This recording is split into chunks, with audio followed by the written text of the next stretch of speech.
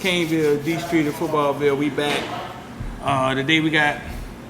I'm just gonna sit down here at Lona's, beautiful Lona's Cafe. Shoot this with you. Talk a little bit about what is the second week of practice? Yeah, second week of practice. Scrimmages happened. Jalen Knighton for Heisman. Jake Garcia name popping up again. Just gonna talk about a few things. Listen, if you want to get involved with the stock market, it's in the description. We can get you going right now. You don't have to know what you're doing. The way we made it, we've set it up to where you can just do anything. I mean, just copy what you see us doing and get yourself involved. All you need to do is have some money in Robinhood or something, and you can make money in the stock market. So check it out. It's in the description. First thing first, man. Listen, the scrimmage. A lot going on that day. The passing of Aubrey Hill, RIP Aubrey Hill. Then you get Cam. Cam said he didn't want to. He wanted to practice, but they wasn't sure. He wanted to play, but you know he was emotional because RBL was his coach. Right. At Carol City. So then he played a little bit, right? Played a couple plays. And then in come Jalen Knighton, Rooster, Fort Lauderdale Hurricanes, Pride and Joy, and gets 2 touchdowns, 126 yards. On 10 carries. 10 carries, yeah. 10 carries, 2 touchdowns, 126 yards. Darren King throws 4 touchdowns. It's almost like that's expected because King's got a quarterback. What you take out of it? You dug any deep? Did you find out anything else?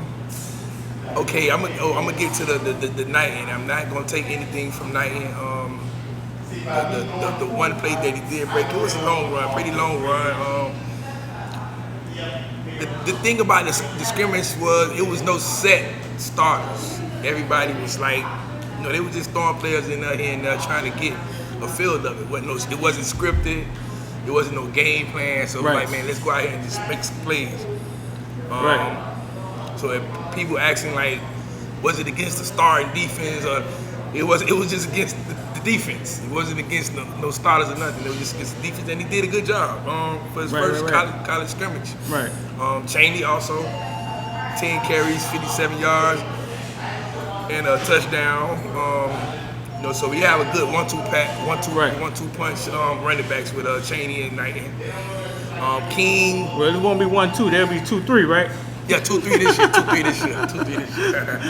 Can't push your boy at the door yet. Cam leading the way. Cam gonna lead the way, push your boy at the door yet. Nah, Cam leading the way, man. But King had 4 touchdowns. He threw a beautiful back to the shoulder end zone pass to Harley.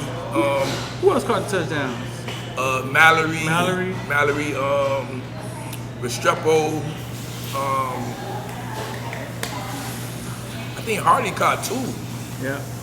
Mike Harley caught 2. Oh, really? Yeah, he caught 2. Yeah, the Harley sighting, huh? Wiggins had a nice, deep 40-something yard pass. I mean, beautiful catch. Beautiful. I wonder how many yards the offense had as a whole. Like, ain't no telling. Like I say, it probably was like a 500-yarder, but ain't no telling. Perry, the coach Perry had a good day. He had 8 for 13 for like 140-something yards. Yeah. I think Jalen Phillips played sparingly. First, he played like 1 quarter. He was in the backfield every play, the way the coach explained. And then, if you're looking at a little bit of clips, he was in the backfield. Chaz Williams, the highly rated defensive end coming out of Jacksonville, he had 2 sacks. He played good. Mm-hmm. Linebackers did decent. Brooks put a nice hit on Cam. Like, we got the picture. It was nice, like it was one of them. Meet me in the hole hits and bop. I got you. That's about, that was the first scrimmage, right? Yeah, first scrimmage, you know what I'm saying? So we all seem to get overly excited over these scrimmages. We seem to get last year. Like we go back to Enos last year. Enos was tearing the defense up last year, wasn't he? And tearing them up, man. We was happy about Nathan. Just happy about sending players in motion. Oh, what you doing motion? Right. And couldn't find out we ain't had Nathan. So let's temper, let's even kill on these scrimmages, because we thought we had offense last year, and turned out all the ACC knew what we was doing on offense. Man, Central Michigan was calling out plays. I was on the sideline. I heard them say it. Right. So let's temper around. Jalen Knight and these young guys, period. We just talked to Najee Davenport. We just had Najee Davenport in here, and he talked about how hard practice was. And we've heard it before, and how as a young guy, he was ready to push James Jackson. We got these young guys, Restrepo, Peyton, Knighton. They seem to be coming in ready to compete. Push, to compete, right. Which can only make your team better. Make it better. Right. You know, one thing you don't have been lacking is the freshmen, underclassmen holding the upperclassmen accountable. You know what I'm saying? It's lately the underclassmen holding the upperclassmen accountable. You know, because it's like, okay, well, I'm a junior, I'm a senior, so I already got this spot. I don't care what you come to do. You're going to sit and wait regardless. But now you got these guys pushing, like, all right, you slip if you want to. I'm getting in the game and I ain't coming out. 13 ain't impress us. We come here to play. You know what I'm saying? I ain't coming out. Once I get in the game, that's it. It's a wrap. So now you got that going on. Now the upperclassmen got to play. They either got to play or they got to step back. You know, that's just how you make a team that better. So you got that going on right now. Listen, another thing. I thought, and Restrepo had what? 2 catches? What he had? He had 2 catches for 54 yards, and he had 1 run for 70 yards. Okay, I'm talking about quarterback and throwing the ball. I thought this story was over with Jake Garcia, but now this story has new legs again. We put out some stuff on Twitter. The other day, a little story about Jake Garcia. What's going on with Jake Garcia again? Now he's closer to the 305. Okay, the state of California isn't playing high school football this year, so they have a lot of kids who are graduating early and going to college, and then they have some are leaving. Jake Garcia happens to be one highly talented quarterback that left California and moved to Georgia to play his senior year of high school football. Granted, it just so happened that he transfers to Valdosta, which happens to be the school that our offensive coordinator, Lashley, is tight with the head coach. So the smoke is real. I don't know what to say. Yeah, because you would think that a kid's committed to USC. Like, well, I don't know. He's a kid. He wants to play football. I get it. I'm sure he doesn't want to just chill his senior year. But to move the family to Georgia, like to move all the way to Georgia to play your last football season, what you think? You think he's just a kid. Now, don't think about from your own broke growing up. If you had the means to move from Cali to Georgia, as a kid, you think you'd be like, man, let's go to Georgia to play. I mean, not from Cali. Not from Cali, because Cali. You'd be like, man, let's just try to go to USC early. Yeah, I would have did that, because California is its own football mecca. Like, you don't need to move to Georgia. Like, that's the West Coast. Like, California is the West Coast. You know what I'm saying? So, I mean, now if you want to play, football that bad, then I understand what he's doing. You know? But I just don't see me in that predicament saying, oh, I want to play that bad. Right. So I get me a quarterback coach to train and get ready for college. So the story got legs again. Big legs, major legs. So that story got legs again. What else we got going on? And third week of practice? Yeah, it look like the ACC. Week, man. Look like the ACC gonna play football. They playing football. They're not leaving no TV contract money on the table. They look like it's wide open. First game, September 12th, UAB at the Rock. They playing football. Right. And we got some things in the work. Listen, we got the new Caneville t-shirt.